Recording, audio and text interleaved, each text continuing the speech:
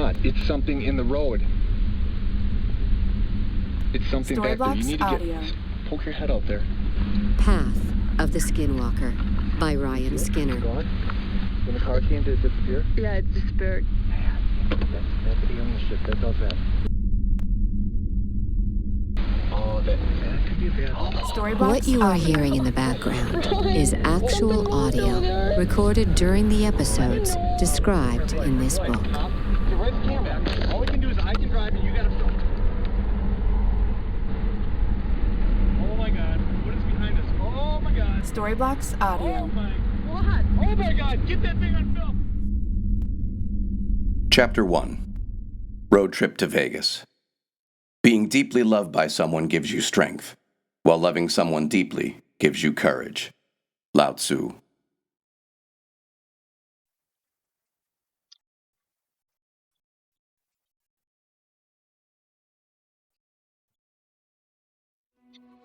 My trek into the paranormal started in the winter of 2007. It's about 1:30 in the morning, the day before New Year's. I'd been driving for God only knows how many hours, fighting fatigue, boredom. I found myself staring blankly out into the dark, desolate desert road that ran ahead. My attention was drawn to the rubber of my tires as they rhythmically slapped along the pavement surface. We were somewhere on I-70, cutting through the heart of Utah, headed to Las Vegas. My mind was preoccupied with my thoughts of my soon-to-be wife, Irina.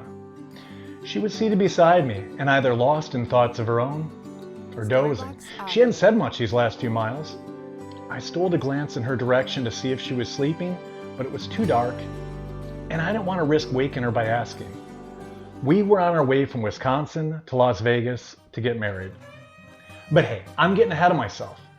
Meeting Irene in Ukraine is a bit of a story worth telling, and although not paranormal, definitely not what most people would consider normal. Disappointed with the kind of girls I was dating here in the United States, I became somewhat whimsical and impulsive. I got involved in one of those mail order bride kind of things, the kind of thing that arranges for single guys like me to go overseas and meet up with girls from the other side of the world.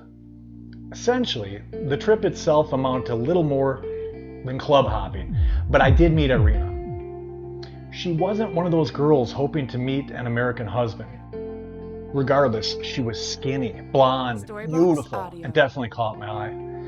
So, I went up and introduced myself. Now, apparently the translators had been told to remain aloof, not to socialize or mingle with any of us. But I didn't know that she sure as hell didn't say. She was wearing this kind of peasant girl dress, and it immediately appealed to the sense of innocence, of wholesomeness, and family values, all of which I was looking for. And despite the fact that she was projecting the airs and attitudes of a runway model, I could picture her wearing jeans and eating a hot dog at a ballpark. Of course, it didn't hurt that she spoke English as well, if not better, than most of the girls I tended to date here in the States. So, to make a long story short, after all the guys who made the trip overseas had returned to the States, I stayed behind and I moved in with Irina. We were together for a few months, and I thought it best to go home for a while. So over the next year or so, I made a couple of trips back. And eventually, I convinced Irina to come home with me to the United States, and it wasn't long before we settled here, right here in Wisconsin, and we had our son, her first child, and my second.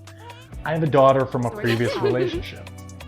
We had our boy only a few months later before Christmas, and our little family unit was looking forward to our first holiday celebration together.